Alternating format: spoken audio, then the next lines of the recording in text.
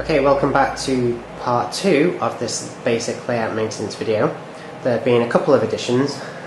One, a little heater to keep me warm in here, because it's not worth putting on the heating for the entire house. And two, we've got a little spider over there. Oh, he's on the run, he's on the run. He's dicing with death, running across those tracks. Anyway, right, yes, where was I? Okay, the track. Oh, heater's just powered up again. The track. We've got to continue looking at the track. Okay, well, in the previous video we had a look at cleaning the track using the track cleaning fluid and the track rubber. And as we saw, we've got a section here which is absolutely spotless. But there's more track work to be done than just that, I'm afraid. For a start, with this being a temporary layout and it just being pinned down to the floor using blue tack in a conservatory, what I've now got to do is I've got to go around all of this layout and inspect the blue tack, basically. Some of it has dried out and isn't really holding the track down very well anymore, and so it's going to have to be lifted up, rolled around a little bit, and then stuck back down so that the track doesn't move. And before you ask, no, I'm not going to hammer tacks into the conservatory floor. No, no, no, no, no. Definitely not.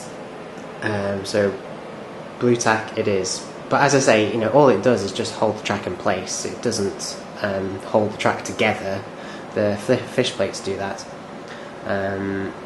It just stops it from sliding all around the floor, basically, because that pendolino, that shoots around at some speed, and the forces that pendolino puts on the track is quite intense, so the blue tack is definitely needed.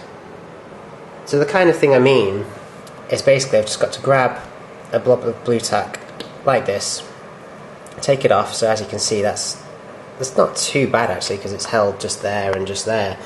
But obviously this little section here itself is quite loose, so we've just got to roll it around. Well, it looks a little bit dirty, but don't worry about that. And freshen it up a little bit like that, so it's all sticky now. And blue tack works best when you push it at an angle. So I'm going to put it back down in more or less the same spot it was before. And then once you've put it in place, once it's in place, just put your thumb on it and then push it to one side so it like spreads it over a couple of the sleepers. And there we go. In place. So I've got to go around the vast majority of it, to be honest, and just make sure that everything is nice and firmly secure and held in place. Okay, one quick thing I do want to just cover while I'm sorting the track out on this layout, and this applies to all layouts as well. It doesn't matter whether you fix your layout down with blue tack, track pins, or your granny's fixidant. It really makes no difference. What's important is that your track is nice and straight. And if we just, you see that? If the camera just pans right round, looking down the track, and gets really low, you can see that there's actually a kink there. Can you see that kink? It's not quite straight, is it? It's not perfect. And so you have to do this. You have to get right down low and then look along the rails as if you're like this really teeny bit little person about to get run over. And then sort the kink out, basically. Okay, so holding the camera in my left hand, meaning my right hand is free. Hello, streaker. I can have a look at this little kinky section here, push my finger on it, and straighten it out, just like that. I'm going to get some blue tack so that I'm ready to hold it down in place the minute I think it looks okay. And there is well, I should point out at this stage that there is a tool you can use called Track Setter. I'll just go get one now and show you what I mean. Okay, I'm back, and I've got the Track Setter tool I just mentioned, which you can use to help straighten out your track. well, you don't have to just use it to help straighten out your track. You can even buy them in curves. I mean, this is a straight one. It's just perfectly straight, but you can actually get them in ever so gentle curves. For like if you've got flexi track and you're making a really long sweeping bend, you can basically put a curved track setter down and push it through the rails until it's, you know, exactly the degree of turn you want, basically. But as you can see, this kink is here again. The track at this section, it just seems to naturally want to bend this way, which is, well, it's completely the wrong way. So if we get this track setter, what you do is you just put it down in the middle of the rails like that. I've taken the blue tack out. There is a lump of blue tack just here. I've taken that out, and it's obviously allowed me to put the track setter in properly. And you can see it's now in between the rails, resting quite happily there. And I'm going to push it.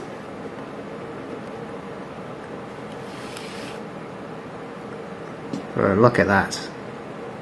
See, it's forcing these two sections of track which want to bend towards, well, towards the right, depending on which way you look at it. It's forcing them to stay together. It's forcing them to point in the same direction. And you can go around the entire layout with this if you want, and make sure that all of the straight sections are as straight as can be, just like that. But obviously, and this is very important, what you've got to do now is fix the track in position before you remove the track setter tool again. Otherwise, the minute I take this out, it's just going to go back to what it was, which is obviously no good.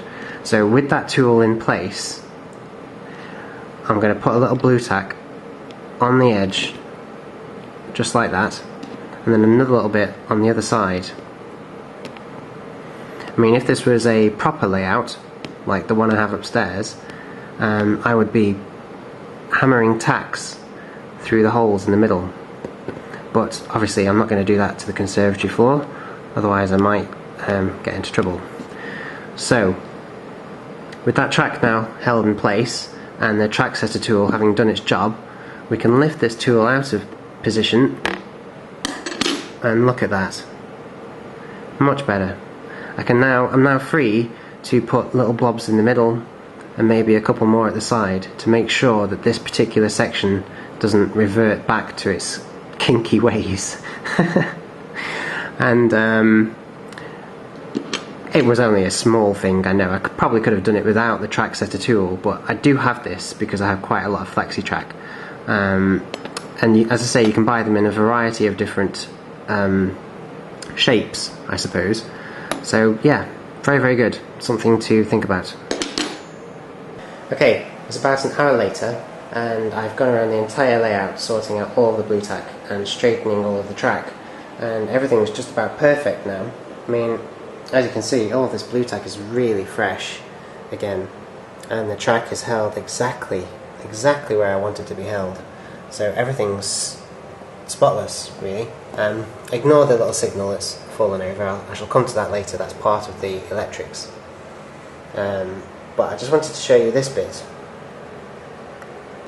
Obviously, this is one of the places where power is fed to the track, basically. There is actually a power clip for this loop a bit further down that way, but the power clip for this loop is just here. And so obviously the cables have to be either pushed underneath the sleepers, which I don't like doing on a conservatory floor because it pushes the track up ever so slightly wherever the cables go underneath. So I prefer to send the cables over the top. And I did used to use Lego pylons to do this. In fact, I think I have a very old video of me doing that. Then somebody suggested that I try these little plastic pylons that come in some of the Hornby accessory kits. And so I'm just going to push that into this holder there for the one in the middle, and then lift the cable up and then just feed it through like that. Perfect. Well, it could be a bit more perfect. It could perhaps have a little bit more clearance on that side. Yeah, that's perfect. Plenty of room for a locomotive to pass underneath there. Plenty of room for a locomotive to pass under here. The cable's up high out of the way. the track isn't being pushed up as it would if the cable was going underneath, and everything is still firmly held in place with blue tack. Perfect. Okay, something else that's important to take a quick look at are your points, or railroad switches, or turnouts. So no matter what you call them, and I think technically the entire thing is called a turnout. See, so that's a turnout, this is a turnout, or that is a set of points, that is a set of points, or in America and many other places it's just simply called a railroad switch and another railroad switch. Your points are these, actually. These are also known as switching blades, or the rail blades, or rail points, or something like that. But these are the actual points, the blades, the sharp bits. And these on the outside are called the stock rails. So these are the stock rails, the ones that never move, and then the ones that move in the middle are your switching blades, or points. And it's important to check that they're clean, because obviously they conduct electricity just like the normal rails do. So you need to check that they're clean, but you also need to check that they move freely, and that there's nothing getting in the way, you know, like little bits of grit or a dead spider or something. So that's just part of your basic layout maintenance. Check that they do what they're supposed to do, and that they're clean. And incidentally, these ones are just great. Okay, the last thing I'm going to do before moving on to part 3 of this series is look at the fish plates. Now you might think there's not much to look at really, surely they're not that important, but of course they are. If we just get the camera really close, you can see that there's a couple of fish plates here, just there and just there, and what I've got to do is to check that they're not loose, to check that the gaps between the rails aren't too big, and to check that they're not rusty. That's probably the most important thing. I probably should have said that first, but never mind. A little gap between the rails is obviously okay. I mean, that's how you get the clickety-clack sound after all. But if the gap's too big, it could cause a derailment, and it could even affect the conductivity of the rails.